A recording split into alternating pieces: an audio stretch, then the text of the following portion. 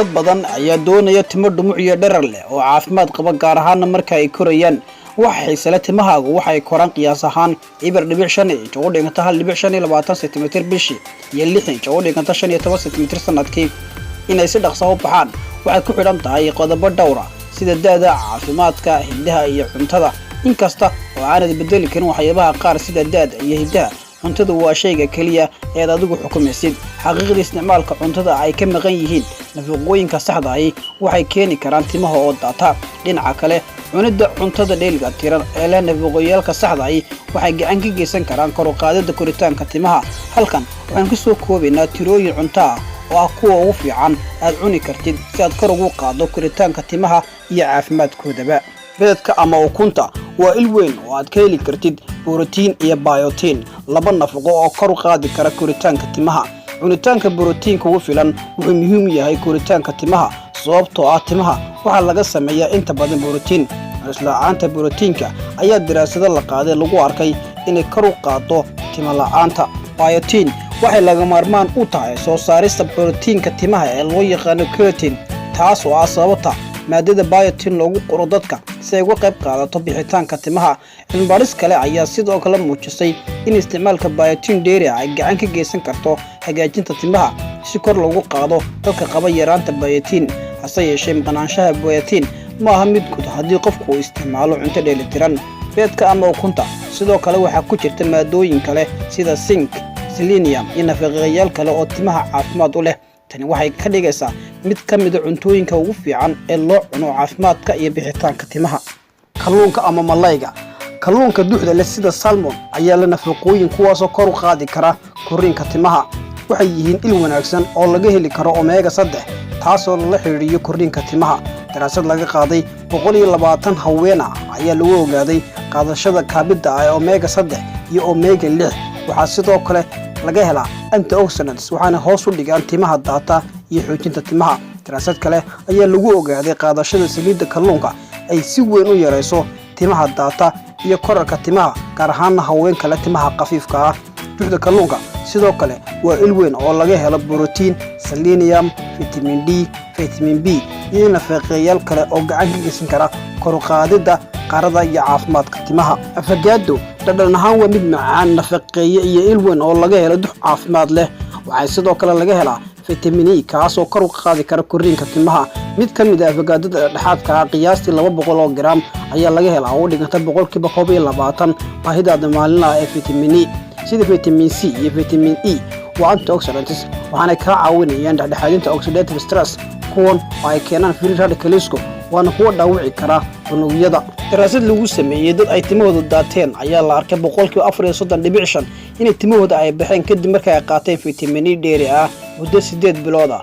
vitamin E waxa kale oo uu difaaca maqaarka, gaar ahaan maqaarka madaxa ee ay waxyeeleeyeen oxidativisku. maqaarka madaxa ee dhaawacmay waxa uu keeni karaa inay liidato tayada timuhu iyo timaha oo yaraada. avocadadu waa il weyn oo soo saarta dux muhiim ah. dufankani ma soo saari karo jirku si iskiya, laakiin waa qaybaha muhiimka ah ee unugyadu ay ka samaysan yihiin. yaraanta duxdan laga maarmaanka ah waxaa lala xidhiidhiyaa timo daadashada. lowska waa mid dhadhan fiican leh, waxaa ku jira nafaqeeyaal kala duwan oo kor u qaadi kara korriinka iyo bixitaanka timaha. tusaale ahaan 28 gram oo almond ah waa nooc ka mid ah lowska. waxaa laga helaa 37% vitamin E maalin walba. waxaa kaloo laga helaa noocyo kala duwan oo isugu jira fiitamiino iyo macdan sida vitamin B, zinc iyo dux muhiim ah. yaraanshaha vitamin A waa dhibaato waana nafaqeeye wax ku ool ah, waxaana si dhow loola xidhiidhiyaa timo go'ida. lowska ayaa sidoo kale lala xidhiidhiyaa noocyo badan oo ka mid ah faa'iidooyin kale oo caafimaad oo ka baxsan koritaanka timaha oo ay ka mid yihiin hoos u dhigidda bararka iyo halista cudurrada wadnaha.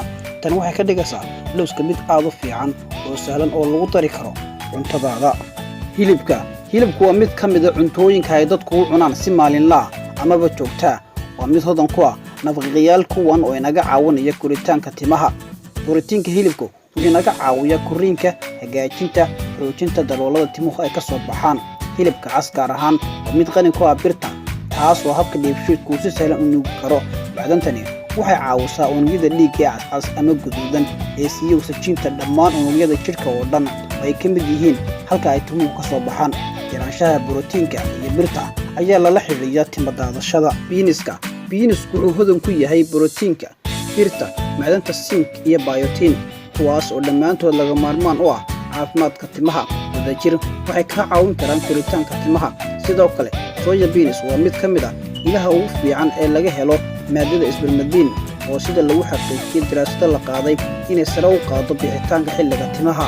Spinach waxaa ku jira oo laga helaa maadooyinka folate, birta iyo fitamiinada A iyo C, kuwaas oo sare u qaadi kara koritaanka timaha. Dhibaatooyinka ka imanaya maqnaanshaha nafaqeeyaalkan ayaa inay ku horseedi karaan inay timuhu ay daataan ama ay u go'aan si sahlan. Strawberry waa midho ay ka buuxaan isku dhafyo kala duwan sida antioxidants iyo fitamiino kor u qaadi kara koritaanka timaha. Strawberry waxa uu hodan ku yahay oo ku jira vitamin C, kaas oo ka caawinaya soo saaritaanka collagen iyo nuugista birta, waana laba maado oo muhiim ah korna u qaadi kara koritaanka timaha. Baradhada macaan waa il weyn oo beta carotene ah. Jirku wuxuu bedelaa vitamin A, taasoo lala xiriiriyo mid caafimaadka timaha u wanaagsan. Cilmi baaris ayaa muujisay in vitamin A uu kor u qaado soo saaridda maadada sebum, taasoo caawinaysa in timuhu ay caafimaad qabaan. Waxaa intaa kale oo dheer, vitamin A wuxuu dedejiyaa heerka koritaanka timaha iyo inay noqdaan kuwo qara leh, wuxuuna ka hortagaa halka timuhu ka soo baxaan inay hawlgab noqdaan. Karootada waa mid ka mid ah khudaarta cagaaran ee lagu jecel yahay. Karootada waxaa ku jira laba fitamiin oo muhiim ah, C iyo E, kuwaas oo kor u qaada koritaanka iyo dhumucda timaha marka la qaato maalin kasta. Qaabka ugu dhaqsaha badan ee dheeriga ah.